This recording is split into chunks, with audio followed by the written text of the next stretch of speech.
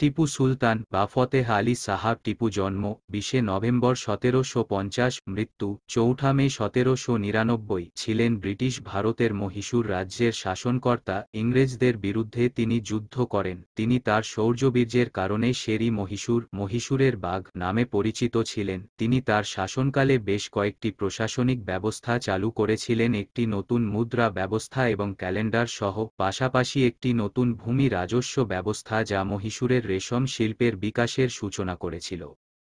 দক্ষিণ ভারতের মহীশূর রাজ্যের শাসক ছিলেন টিপু সুলতান। পিতা হায়দার আলী মহীশূর রাজ্যের সেনাপতি ছিলেন। নেপোলিয়ন বোনাপার্ট তার মিত্র ছিল এবং ইঙ্গ-মহীশূর যুদ্ধে সাহায্য করেছিল।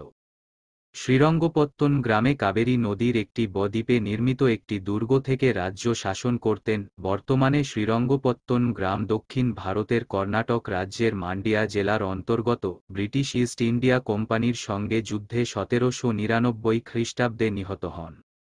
টিপুর এক সেনাপতি মীর সাদিক বিশ্বাসঘাতকতা করে ব্রিটিশদের সঙ্গে হাত মেলান। পরে তার পরিবারের লোকজনকে ভেলোরের দুর্গে বন্দী করে রাখে ব্রিটিশ শাসকরা। জানা যায়, ভেলোরে রাজ পরিবারের সদস্যদের অন্ধকার প্রকোষ্ঠে বন্দী করার পর 1806 সালে একটি বিদ্রোহ সংগঠিত হয়।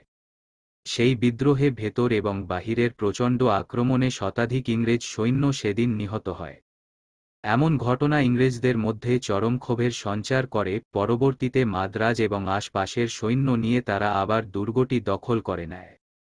ইংরেজরা ওই সময় ব্যাপক হত্যাকাণ্ড চালায়। প্রতিশোধের নেশায় প্রায় 6 শতাধিক মানুষকে তারা হত্যা করে বলে জানা যায়। ইংরেজরা এই হামলার জন্য টিপুর পরিবার এবং রাজপুত্রদের সন্দেহ করে, কিন্তু বিদ্রোহে তাদের সম্পৃক্ততার কোনো প্রমাণ তারা উপস্থাপন করতে পারেনি। পরবর্তীতে টিপু সুলতানের পরিবারের একটি বড় অংশকে কলকাতা পাঠিয়ে দেওয়া হয়, আর যাদের সন্দেহ করা হয়নি তাদের ভেলোরে রেখে দেওয়া হয়। এখানে যারা নিহত ও মারা যায় তাদেরকে দুর্গ থেকে 2 কিমি দূরের এই টিপু সুলতান গ্র্যান্ড মসজিদের প্রাঙ্গণে সমাহিত করা হয়। কলকাতা নিয়ে যাওয়ার সময় টিপু সুলতানের সর্বকনিষ্ঠ পুত্র শাহজাদা ওয়াহিদ উল্লাহ সুলতান ওইখান থেকে পালিয়ে বর্তমান বাংলাদেশের সুনামগঞ্জে পরিচয় গোপন করে ওয়াহিদ উল্লাহ নামে সেখানে আশ্রয় নেন। এভাবেই হত্যা, রক্ত আর বিভক্তর ক্ষত নিয়ে টিপু সুলতানের বংশধরেরা ধুকে ধুকে নিঃশেষ হয়ে ইতিহাস থেকে হারিয়ে যায়। শেরি মহীশূর টিপু সুলতানের রকেট যুদ্ধে ব্যবহৃত 1780-1784। টিপু সুলতানকে ডাকা হতো শেরি মহীশূর, উপাধিটা ইংরেজদেরই দেয়া। তার এই বাঘ শের হয়ে ওঠার পিছনে অনেকগুলো বিষয় সম্পর্কিত ছিল। মূল কারণ ছিল তার অসাধারণ ক্ষিপ্রতা, দক্ষতা, বুদ্ধিমত্তা আর কৌশলপূর্ণ রাজ্য পরিচালনা। বাবার সুযোগ্য উত্তরসূরি ছিলেন টিপু সুলতান। বাবা হায়দার 1749 খ্রিস্টাব্দে টিপু নামে এক ফকিরের দোয়ায় এক পুত্রসন্তান লাভ করেন এবং আনন্দচিত্তে ওই ফকিরের নামেই ছেলের নাম রাখেন টিপু। মহীশূরের স্থানীয় ভাষায় কানারি ভাষা টিপু শব্দের অর্থ হল বাঘ। হয়তো তাকে শেরি মহীশূর ডাকার পিছনে এটাও একটা কারণ ছিল। ছোটবেলা থেকেই টিপু বাঘের গল্প শুনতে ভালোবাসতেন। বাবাই তাকে বাঘের গল্প শোনাতেন। কিশোর বয়সে টিপু সুলতান বাঘ পুষতে শুরু করেন। বাঘ নিয়ে তার ব্যগ্রতার শেষ ছিল না। বাবার মৃত্যুর পর তিনি যখন সিংহাসনে আরোহণ করলেন, তখন বাবার পুরন সিংহাসনটি তিনি ঠিক পছন্দ করলেন না। তাই তিনি তৎকালীন শ্রেষ্ঠ কারিগর দিয়ে কাঠের ফ্রেমের উপর সোনার পাত বসিয়ে তার উপর মণিমুক্তা ও রত্নখচিত একটি সিংহাসন বানিয়ে নিলেন, যাকে বরং ব্যাঘ্রাসন টিয়ার থ্রোন বলা যায়, কারণ 8 কোণা ওই আসনটির ঠিক মাঝখানে ছিল একটি বাঘের মূর্তি। 8 ফুট চওড়া আসনটির রেলিংয়ের মাথায় বসানো ছিল সম্পূর্ণ স্বর্ণে তৈরি 10টি বাঘের মাথা, আর উপরে উঠার জন্য ছিল দুধারে রূপার তৈরি সিঁড়ি, আর পুরো ব্যাঘ্রাসনটাই ছিল বাঘের শরীরের মতো ডোরাকাটা। টিপু সুলতানের উপদেষ্টা হিসেবে ছিলেন পণ্ডিত পুরনাইয়া। টিপু সুলতান সামরিক তালিম নেন সর্দার গাজী খানের কাছ থেকে। টিপু সুলতান ছিলেন বহুভাষায় পারদর্শী। টিপু সুলতানের রাজ্যের প্রতীক ছিল বাঘ। এই বাঘ ছিল তার অনুপ্রেরণার মতো। তার রাজ্যের পতাকায় কানারি ভাষায় লেখা ছিল, বাঘই ঈশ্বর। তিনি সিংহাসনে বসে মাঝে মাঝেই বলতেন, ভেড়া বা শিয়ালের মতো 200 বছর বাঁচার চেয়ে বাঘের মতো 2 দিন বেঁচে থাকাও ভালো। তাল সমস্ত পরিধেয় পোশাক ছিল হলুদ কালো রঙে ছাপানো আর বাঘের শরীরের মতো ডোরাকাটা। তিনি যে তলোয়ার ব্যবহার করতেন তার গায়েও ছিল ডোরা দাগ এবং হাতলে ছিল খোদাই করা বাঘের মূর্তি। তার ব্যবহৃত রুমালও ছিল বাঘের মতো ডোরাকাটা। তার রাজ্যের সমস্ত সৈনিকের পোশাকে থাকত বাঘের ছবি। সৈন্যদের ব্যবহার্য তলোয়ার, বল্লম, বন্দুকগুলোর নল, কুদো, হ্যামারেও আঁকা থাকত বিভিন্ন আকারের বাঘের প্রতিরূপ কিংবা মূর্তি। এমনকি তিনি তার রাজ্যের প্রধান প্রধান সড়কের পাশে বাড়ির মালিকদেরকে বাড়ির দেয়ালে বাঘের ছবি আঁকার নির্দেশ জারি করেছিলেন। তখনও তার বাঘ পোষার বাতিক যায়নি এবং রাজবাড়িতে বেশ কয়েকটি পোষা বাঘ ছিল, তার কয়েকটি আবার তার ঘরের দরজার সামনে বাঁধা থাকত। টিপু সুলতান ১৭৮১ খ্রিস্টাব্দে ইংরেজ সেনাপতি হেক্টর মুনরোর ও তার বাহিনীর কাছে দ্বিতীয় মহীশূর যুদ্ধে টিপু ও তার বাবা মারাত্মক নাজেহাল হন এবং টিপুর রাজ্যে যথেষ্ট ক্ষয়ক্ষতি হয়, নিহত হয় অনেক সৈন্য। এমনিতেই তিনি প্রচণ্ড ইংরেজ বিরোধী ছিলেন, তদুপরি এই পরাজয়ে তিনি আরও বেশি তেজদীপ্ত হয়ে ওঠেন। ঘটনাক্রমে ১৭৯৩ খ্রিস্টাব্দে হেক্টর মুনরোর একমাত্র পুত্র সুন্দরবনের সাগর দ্বীপে বাঘ শিকার করতে গিয়ে বাঘ আক্রমণে নিহত হয়। এই সংবাদ পেয়ে টিপুর মাথায় একটা বুদ্ধি খেলে যায়। তিনি এই ধারণা কাজে লাগিয়ে একটি বিচিত্র খেলনা বানিয়েছিলেন, যা সারা দুনিয়ায় টিপু শ টাইগার স্পুস্টিয়ার নামে বিখ্যাত হয়ে আছে। ফরাসি যন্ত্রকুশলীদের দ্বারা নির্মিত প্রমাণ আকারের এই খেলনাটিতে ক্লোকওয়ার্ক সিস্টেম ব্যবহৃত হয়েছিল। খেলনায় দম দিয়ে ছেড়ে দিলে এর সাথে লাগানো একটি অর্গান পাইপ থেকে রক্ত হিম করা বাঘের প্রচণ্ড গর্জন আর এক ইংরেজের প্রচণ্ড গোঙানির আওয়াজ বের হতো। পুরো খেলনাটি ছিল এরকম: একজন ইংরেজ একটি বাঘের থাবার মধ্যে অসহায়ভাবে পড়ে গোঙাচ্ছে আর একটা বাঘ প্রচণ্ড আওয়াজ করে সেই ইংরেজের বুকের উপর চেপে গলা কামড়ে ধরত।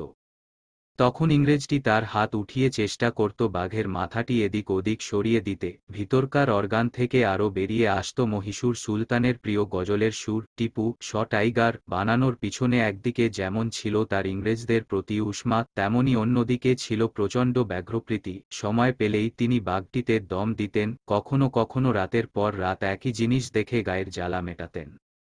পরিবার টিপু সুলতানের ৪ জন স্ত্রী, ১৫ জন পুত্র এবং কমপক্ষে ৮ জন কন্যা সন্তান ছিল। কন্যাদের পরিচিতি অজানাই রয়ে যায়। ১৮০৬ সালে বিদ্রোহের পর যখন টিপু সুলতানের পরিবারকে ভেলোর থেকে কলকাতা নিয়ে যাওয়া হয়, তখন তার সর্বকনিষ্ঠ পুত্র শাহজাদা মুহাম্মদ ওয়াহিদুল্লাহ সুলতান সেখান থেকে পালিয়ে যেতে সক্ষম হন। পরে বর্তমান বাংলাদেশের সুনামগঞ্জে এসে পরিচয় গোপন করে আশ্রয় নেন।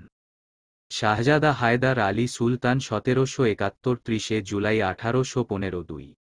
শাহজাদা আব্দুল খালিক সুলতান ১৭৮২ ১২ সেপ্টেম্বর ১৮০৬ ৩। শাহজাদা মুহিউদ্দিন সুলতান ১৭৮২ ৩০ সেপ্টেম্বর ১৮১১ ৪। শাহজাদা মুইজউদ্দিন সুলতান ১৭৮৩ ৩০ মার্চ ১৮১৮ ৫। শাহজাদা রাজউদ্দিন সুলতান ১৭৮৪ ৬। শাহজাদা মুইনউদ্দিন সুলতান ১৭৮৪ ৭। শাহজাদা মুহাম্মদ সুবহান সুলতান ১৭৮৫ ২৭ সেপ্টেম্বর ১৮৪৫ ৮। শাহজাদা মুহাম্মদ শুকরুল্লাহ সুলতান ১৭৮৫ ২৫ সেপ্টেম্বর ১৮৩৭ ৯। শাহজাদা সারওয়ার উদ্দিন সুলতান ১৭৯০ ১৮৩৩ ১০। শাহজাদা মুহাম্মদ নিজামউদ্দিন সুলতান ১৭৯১ ২০ অক্টোবর ১৭৯১ ১১। শাহজাদা মুহাম্মদ জামাল উদ্দিন সুলতান ১৭৯৫ ১৩ নভেম্বর ১৮৪২ ১২।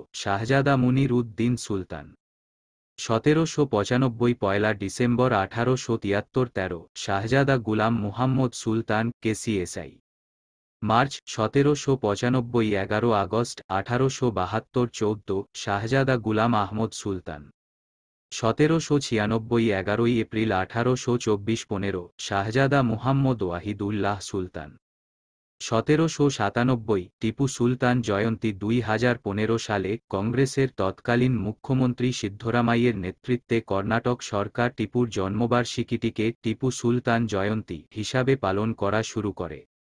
কংগ্রেস সরকার এই জয়ন্তী ১০ই নভেম্বর পালিত হওয়ার বার্ষিক অনুষ্ঠান হিসাবে ঘোষণা করেছিল। কর্ণাটকে আনুষ্ঠানিকভাবে সংখ্যালঘু কল্যাণ বিভাগ এবং পরে কন্নড় ও সংস্কৃতি বিভাগ দ্বারা উদযাপিত হচ্ছিল। তবে ২৯ জুলাই ২০১৯ বর্তমান মুখ্যমন্ত্রী বি.এস. ইয়েদিয়ুরাপ্পা, যিনি ভারতীয় জনতা পার্টির বিজেপি, তিনি এই জয়ন্তী বাতিল করার আদেশ দিয়ে বলেছিলেন, কোডাগু থেকে বিধায়করা টিপু জয়ন্তীর সময় সহিংসতার ঘটনা তুলে ধরেছিলেন। উদযাপন বাতিল করার বিরুদ্ধে আপত্তি জানিয়ে পূর্ববর্তী মুখ্যমন্ত্রী সিদ্ধারামাইয়া বলেছিলেন, সংখ্যালঘুদের প্রতি তাদের ঘৃণার কারণে বিজেপি সরকার এটিকে বাতিল করেছে। তিনি টিপু মহীশূরের একজন শাসক ছিলেন ও একজন মুক্তিযোদ্ধা হিসাবে ব্রিটিশদের বিরুদ্ধে লড়াই করেছিলেন। তার সময়ে কৃষ্ণ রাজা সাগর বাঁধের ভিত্তি স্থাপন তৈরি হয়েছিল। তিনি শিল্প, কৃষি ও বাণিজ্যের উন্নতিরও চেষ্টা করেছিলেন। লোকসভা কংগ্রেস নেতা মল্লিকার্জুন খড়গো এর আগে বিজেপি এবং আরএসএসের উদযাপনের বিরোধিতা করার জন্য সমালোচনা করে বলেছিলেন, আরএসএস যখন নাথুরাম গডসে উদযাপন করতে পারে, তখন আমরা কি টিপু সুলতান উদযাপন করব না? ধর্মীয় নীতিমালা ব্যক্তিগত পর্যায়ে টিপু ধার্মিক মুসলিম ছিলেন, নিয়মিত প্রার্থনা করতেন এবং তার এলাকার মসজিদগুলোর উপর তার বিশেষ নজরদারি ছিল। একটি হিন্দু রাষ্ট্রের মুসলিম শাসক হিসেবে তার কিছু নীতিমালা বিতর্কের সৃষ্টি করে। মূল্যধারার দৃষ্টিকোণ থেকে বিবেচনামতে টিপু সুলতানের শাসন ব্যবস্থা সহনশীল ছিল। তার শাসনকালে তিনি 156টা হিন্দু মন্দিরে নিয়মিত অর্থ বরাদ্দ দিতেন। বরাদ্দ পাওয়া এরকম এক বিখ্যাত মন্দির হল শ্রীরাঙ্গাপাটনার রঙ্গন অষ্টমী মন্দির। তার শাসনকার্য যদি ধর্মীয় দিক থেকে বিশ্লেষণ করা হয় তবে তা নিয়ে ভারতে বেশ কিছু দ্বিমত রয়েছে। কেউ তাকে মনে করে গাজী বা তিনি বিশ্বাসের জন্য শ্রেষ্ঠ যোদ্ধা, অন্যদিকে অনেকে তাকে মনে করেন তিনি এক ধর্মান্ধ মুসলিম যে হিন্দু ও খ্রিস্টানদের উপর গণহত্যা চালিয়েছে। তিনি বেশ কিছু সম্প্রদায়ের ওপর অবরোধ আরোপ করেছিলেন। তার এ অবরোধ আরোপের মধ্যে অন্তর্ভুক্ত ছিল কোরগের হিন্দুরা, ম্যাঙ্গালোরের খ্রিস্টানরা, মালাবারের নাইর, মালাবাবের মাফিলা মুসলিম, মহাদেবী মুসলিম, সোহানুর এবং নিজামবাদ জেলার নবাব। এ অবরোধ আরোপের পিছনে ধর্মীয় এবং রাজনৈতিক উভয় কারণই দায়ী ছিল। ব্রিটিশদের বর্ণিত ইতিহাস। ব্রিটলোব্যাংক, হাসান, চেটি, হাবিব এবং সালেটারে এবং অন্যরা মনে করেন হিন্দু খ্রিস্টানদের প্রতি টিপু সুলতানের আচরণের যে ইতিহাস প্রচলিত আছে তা প্রথম দিকের ব্রিটিশ ঐতিহাসিক। এসব গ্রন্থপ্রণেতারা টিপুর স্বাধীন চেতার বিরোধী ছিলেন, বিশেষত কির্কপ্যাট্রিক এবং মার্ক উইলোক্স এর মতো ঐতিহাসিকদের প্রণীত ইতিহাস। তাদের কাজ সম্পূর্ণভাবে নির্ভরযোগ্য নয় এবং সম্ভবত সত্যের সাথে সুকৌশলে অনেক মিথ্যা মিশিয়ে দিয়েছেন। এস শেঠি মনে করেন উল্কের ইতিহাস কোনোভাবেই বিশ্বাসযোগ্য নয়। ইরফান হাবিব এবং মহিবুল হাসান এ বিষয়ে যে বলতে গিয়ে বলেন, পূর্বোক্ত ব্রিটিশ গ্রন্থ প্রণেতাদের মধ্যে টিপু সুলতানকে নিষ্ঠুরভাবে উপস্থাপন করার জন্য এক প্রকার প্রবণতা ছিল। ইতিহাসে টিপুকে এভাবে চিত্রায়িত করতে পারলে দিন শেষে ব্রিটিশদেরই উপকার হয়, কারণ ব্রিটিশরা টিপু সুলতানের কবল থেকে মাইশোর মুক্ত করেছিল। আর নিষ্ঠুরতার সাথে টিপুকে চিত্রায়িত করতে পেরে ব্রিটিশ ঐতিহাসিকরা এটাই বুঝাতে চেয়েছে, মাইশোরবাসীকে টিপুর মতো অত্যাচারী শাসকের কবল থেকে মুক্ত করে ব্রিটিশরা তাদের জন্য শান্তির দূত হিসেবে এসেছে। ব্রিটলোব্যাংকের সাম্প্রতিক কাজেও একই ধরনের বক্তব্য প্রতিধ্বনিত হয়েছে। তার লেখনীতে উঠে এসেছে যে কির্কপ্যাট্রিক এবং উইলকের কাজ খুবই সতর্কতার সাথে পর্যবেক্ষণ করতে হবে। তার কারণ এই দুই ঐতিহাসিক শুধুমাত্র ইতিহাসই লিখেননি, তারা উভয়ই টিপু সুলতানের বিরুদ্ধে যুদ্ধে অংশগ্রহণ করেছিলেন এবং তারা অত্যন্ত ঘনিষ্ঠভাবে লর্ড কর্নওয়ালিস এবং রিচার্ড ওয়েলসলি, প্রথম মার্কোয়েস ওয়েলসির প্রশাসনের সাথে যুক্ত ছিলেন। দ্য শোর্ড অব টিপু সুলতান হল একটি ভারতীয় ঐতিহাসিক নাটক যা 1990 সালে ডিডি ন্যাশনালে প্রথম সম্প্রচারিত হয়। ভগবান গীতবাণীর একই নামের উপর ভিত্তি করে নির্মিত এই নাটকটিতে মহীশূরের শাসক টিপু সুলতানের জীবন ও সময়কে চিত্রায়িত করা হয়েছে।